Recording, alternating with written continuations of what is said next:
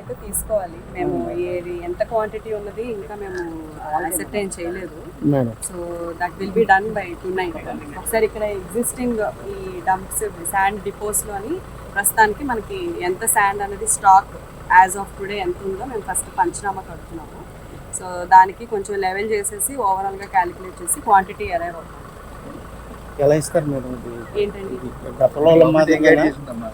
అది ఇంకా so first ఇనీషియల్గా ఏంటండి సో ఇనీషియల్గా మా ఫస్ట్ 3 months కూడా ప్రతి మనిషికి ఆధార్ కార్డు దీని ప్రకారము 20 MT మాత్రమే ఇస్తాము. So 20 MT per person per Aadhaar. And sand utilization కూడా ఇప్పుడు మనకి రాజమండ్రి నుంచి వస్తుంది శాండ్. సో దాని ప్రకారం మళ్ళీ ఎంత ట్రాన్స్పోర్టేషన్ ఛార్జెస్ ఇవన్నీ కలిపేసి పర్ ఎంటీ ఛార్జ్ ఎంత వస్తుందో కూడా మేము డిసైడ్ చేసి మీకు రేపు ఇన్ఫార్మ్ చేస్తాము. Yes, I will give it tomorrow. అది మాత్రమే కాకుండా యూటిలైజేషన్ ఇప్పుడు సపోజ్ అనకాపల్లి జిల్లా వాళ్ళు ఇక్కడ తీసుకుంటే ఈ ఆధార్ బేస్డ్ మీద ఇక్కడే వాళ్ళు యూటిలైజ్ చేయాలి. సో ఇక్కడ కొనుక్కొని వైజాగ్ లో కట్టుకోవడము దాన్ని యూటిలైజ్ చేయడానికి వీల్లేదు. ఏ జిల్లాకి ఆ జిల్లా కంపల్సరీ చేయాలి.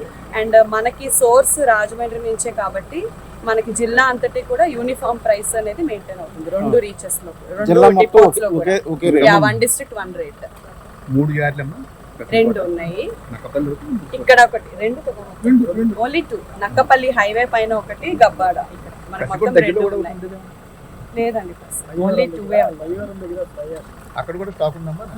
ఉంది, అక్కడ కూడా ఉంది. అక్కడ విజిట్ చేసి వచ్చాము. సో ఇక్కడ కూడా ఉంది. ఈ 2 ఫైనలైజ్ చేసేసి ఎంత స్టాక్ ఉన్నదంటే ఐడెంటిఫై చేస్తాం. తర్వాత కంపల్సరీ ఈ ఎంటైర్ డిపోకి మనము CCTV కవరేజ్ అన్నది ఏర్పాటు చేస్తున్నాం. So it will be under continuous monitoring. DLSC chairman collector గారు ఉంటారు. సో వారు మానిటర్ చేస్తారు. అదేవిధంగా పోలీస్ సైడ్ నుంచి SP గారు అండ్ అడిషనల్ SP గారు కూడా మానిటర్ చేస్తారు. ఫీడ్ అనేది రెగ్యులర్గా మానిటర్ చేస్తాము. వెహికల్స్ అసలు లోపల ఎవరు వస్తున్నారు, ఎంత తీసుకెళ్తున్నారు, ఏంటి కంప్లీట్ డేటా మేము మెయింటైన్ చేసి ఒకేషనల్లీ ఎవరు తీసుకెళ్తున్నారు వాళ్ళ యూటిలైజేషన్ కరెక్ట్గా ఉందా లేదా అనేది కూడా మేము ర్యాండమ్గా చెక్ చేయడం జరుగుతుంది.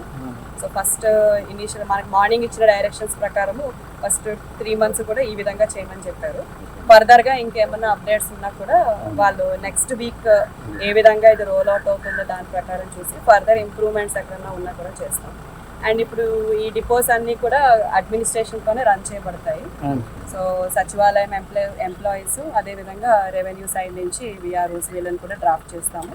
సెక్యూరిటీ పాయింట్ ఆఫ్ వ్యూలో కంపల్సరీ 24/7 పోలీస్ వాచ్ కూడా ఉంటుంది. సో ప్రస్తుతానికి no other agency will be taking it up.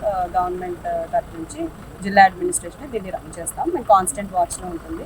2 కూడా నర్సీపట్నం ఆర్డీఓ గారి జ్యూరిస్డిక్షన్లోనే ఉన్నాయి. So he will be constantly checking everything and inspecting time and when possible. And as a joint collector I will also be available.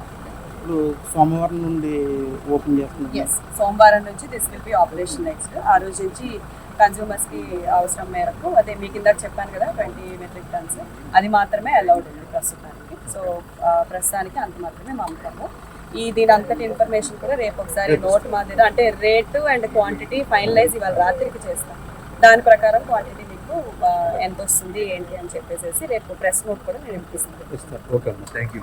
Madam ఒకవేళ additional quantity వాళ్ళకి అవసరం అవుతుంది construction అంటే మన దగ్గర చాలా ఉందండి. అదే అంటే మీరు ఇచ్చిన లిమిట్ ప్రకారం ఒక ఎడిషనల్ కావాల్సిన ప్రొసీజర్ ఏంటి? Per day only 20 MT per person as of now.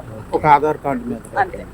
So ప్రస్తుతానికి అడిషనల్ అనేది అయితే ఇంకా ఎందుకంటే మనకి ప్రస్తుతం ఉన్న స్టాక్ దీని ప్రకారం మనకి ప్రస్తుతానికి అయితే దానికి రెస్ట్రిక్ట్ చేస్తున్నాం. ఇంకా ఎక్స్ట్రా రిక్వైర్మెంట్కి గవర్నమెంట్ వచ్చిన గైడ్ లైన్స్ ప్రకారం చేస్తాం. Okay, thank you.